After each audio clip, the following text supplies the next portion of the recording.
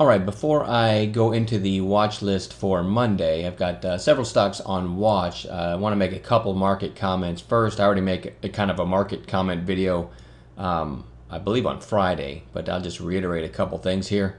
The SPY, big engulfing candle on Friday, big volume.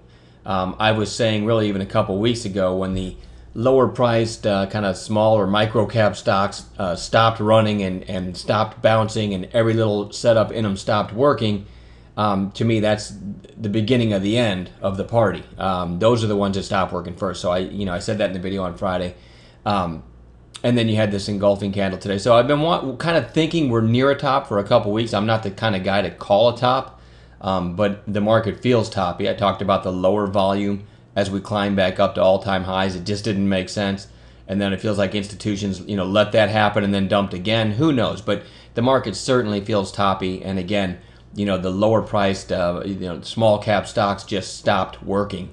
And when you trade every day, you kind of see that probably before, kind of a investor who, passive investor, I guess is the term I'm looking for, sees it, because you're in the trenches every day. So it does feel toppy to me. Now, having said that, let's go back. My mother was in town visiting us in Florida, and her birthday is May 22nd. Okay, and I remember when she was here, right there. Look at that. Look at that volume. And I remember saying, "Hey, your birthday might have marked the top in the spot, in the market for a while, Mom, because today sure felt like the top." And I did say that to her, and I mean it did tail off. It had a pretty good sell-off right there, volume, and it really started to feel like, yep, May 22nd was the top. And remember, that was under 170, and you can see what's happened since then, right? So now we're up, and we hit basically 190, and it kind of feels toppy again. But every time you feel a top doesn't make you right.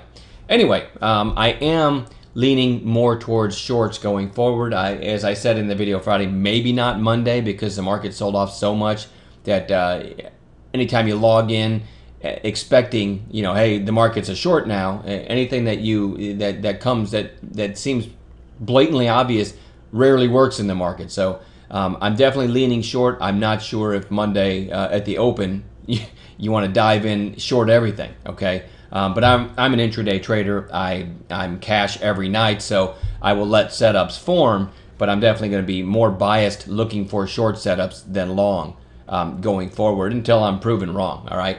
Okay, having said all that, couple stocks on long watch. EGLE, nice volume, great relative strength on Friday, so that one's on long watch. Avon really looks good long to me. You had this little bounce here, then a red day, and I mean, look how strong Avon was, AVP, on a weak market. So, and then you got a nice base as support. So this one looks higher from here. I really like AVP long, again, only with a proper intraday setup. MNKD was on bounce watch on Friday, and we never got any kind of trigger, but it'll be back on bounce watch again. A couple bottoming tails here, and fairly resilient in a weak tape. I think this one is overdue for some upside, but again, only with a proper setup. And after my long speech a little bit ago about only, are leaning short, so far everything I'm giving you are potential longs, including Yelp, by the way. You had 3 big volume days down. The biggest volume day was Friday, and you hit the 200 day. So anytime you have 3 days down and massive volume on the 3rd day and hitting a major benchmark like the 200 day, if the market bounces, I'm looking for a bounce in Yelp, YELP. Kind of the same scenario with NOW. 3 big days down. It is below the 200 day, but a lot of times you can get a snapback.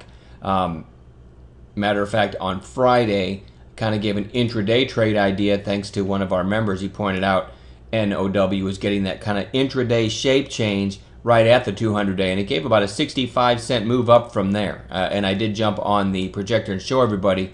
Of course, I was getting ready to leave for a little bit, had to run out, but said this one, watch for a reversal there. And like I said, it gave about a 65, 70-cent bounce, something like that.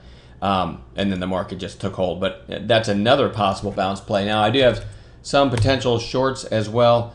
The home builders, I think, is a good place to go to if the market continues to lose it. And RYL, it's just one. You could pretty much look at any of them, but this one ran up and then ran up into, it looks like the 50-day there, in a big reversal. And you can look at others like KBH. They all kind of look like the bounces over LEN. I mean, they all, but again, you can't necessarily look at those reversals and say, hey, they've got topping tails, because the whole market took care of everything. So when that happens, and then you get some strength on Monday, if we do, a lot of people shorting those. You might be sorry they did. So those can also be candidates for a nice long. I'm not in love with any of these home builders short. I do like a couple others short better, like Urban Outfitters. Again, hit the 200-day and then reverse, close nearest lows, and you've got to like that kind of red candle there up into the 200-day. If nothing else, you expect it to move back down toward the 8-day. Could be a good intraday short. FAST, I talked about this one last week. This one likes to sell after getting up around the 52 area. Look back here. Touched 52 here, and then 52 again here. But look at that. I mean, every time it gets up around there, you get some really nice sell-offs, and you've got a topping tail and closed, right at the lows, or close to the lows anyway. I think this one's got room to fall too, possible short. And then GNC also on short watch. What about a 5-6 day bounce into the 50-day, still putting in a lower high there. GNC looks pretty good for a potential continuation on that red day. But again, keep that in mind that the SPY had that big sell-off on Friday, and so I'm not willing to jump in any of these short setups at the open. I'm going to let things unfold and see how it, because nobody knows what's going to happen first thing Monday morning. So I'm going to let setups happen. Okay, I'm not looking to dive into anything right away. Let's see. And also, real quick, I got to mention ISR. This one very resilient. It still feels like I'd like it to come in a little more, but this one's got some good news behind it and great relative strength in a weak tape on Friday. So this one has been on watch several days in a row here, and we've had some nice trades in it. But this one, I'm going to keep this one on watch. I'd love to see it push back down into this area and maybe build a swing position in it. But having said that, it's on day trading watch for a potential long on Monday as well. All right, I'm going to quit babbling, and we'll see you Monday. I'll make a video Monday night following up on if we traded any of these and how we traded them.